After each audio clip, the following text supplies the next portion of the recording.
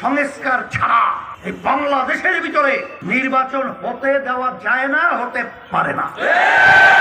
যে আপনারা যা নির্বাচনের জন্য পাগল হয়েছে, আগে আপনারা আমাদেরকে দেখান যে আপনারা নিয়ন্ত্রণ করতে পেরেছেন। যদি নিয়ন্ত্রণ করতে না পারেন, ক্ষমতায় যাওয়ার পরে আপনারা যে কি কাণ্ড করবেন এটা আমাদের জানা আছে। এই জন্য সংস্কার প্রয়োজনীয় আগে, আর যৌক্তিক সময় নির্বাচন করি। শুধু শব্দ শুনি নির্বাচন নির্বাচন, আপনারা নির্বাচনে যাতে পাগল হয়ে গেলেন কেন? ফ্যাসিস্ট খুনি 5ই আগস্টে পালালো, তারা তো 5 বারের জন্য শক্তভাবে বসেছিল। তখন আপনারা কি করতেন? আজকে ছাত্র জনতা হাজার হাজার জানের বিনিময়ে, রক্তের বিনিময়ে আজকে তাদের চক্ষু হারিয়েছে, পঙ্গুত্ব বরণ করেছে। আজকে দেশ মুক্ত হয়েছে, স্বাধীন হয়েছে। প্রয়োজনীয় সংস্কার ছাড়া এই বাংলাদেশের ভিতরে নির্বাচন হতে দেওয়া যায় না, হতে পারে না। এখন আমাদের কানে সেই শব্দগুলো আছে, মুগ্ধর সেই পানি পানি শব্দ এখন আমাদের কানে ভাবছে। আজকে রাজপথ রক্তে রঞ্জিত হয়েছে। আজকে হাজার হাজার শত শত আজকে বাংলাদেশের মানুষ চোখ হারিয়েছে, পঙ্গুত্ব বরণ করেছে।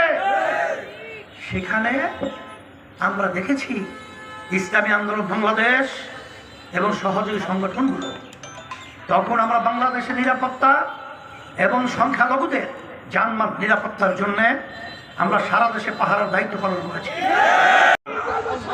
আমি বলেছিলাম যে আপনারা যা নির্বাচনের জন্য পাগল হয়েছেন, আগে আপনারা আমাদেরকে দেখান যে আপনারা নিয়ন্ত্রণ করতে পেরেছেন। যদি নিয়ন্ত্রণ করতে না পারেন, ক্ষমতায় যাওয়ার পরে আপনারা যে কি কাণ্ড করবেন এটা আমাদের জানা আছে।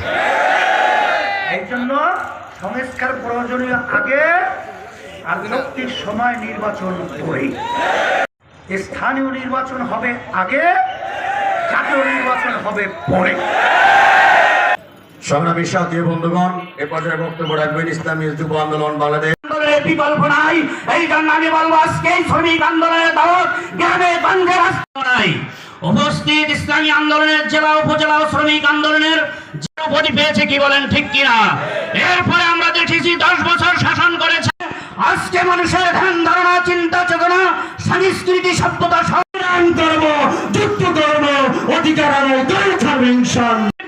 লক্ষ্য করেন। শ্রমিকদের পক্ষে যদি আমরা অবস্থান নেন, বরিশালে এক শ্রমিক সমাবেশে দাবি আমরা করতে চাই যে আগামী 5 তারিখ সারা পৃথিবীতে যতগুলো অমুসলিম ধর্ম আছে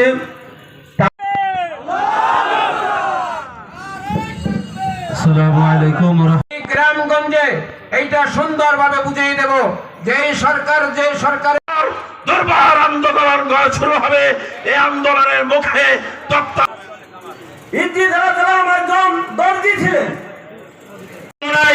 এর পক্ষে শাহেদের চরমনাইকে মেয়র হিসেবে ঘোষণা করতে হবে, বলেন ঠিক না?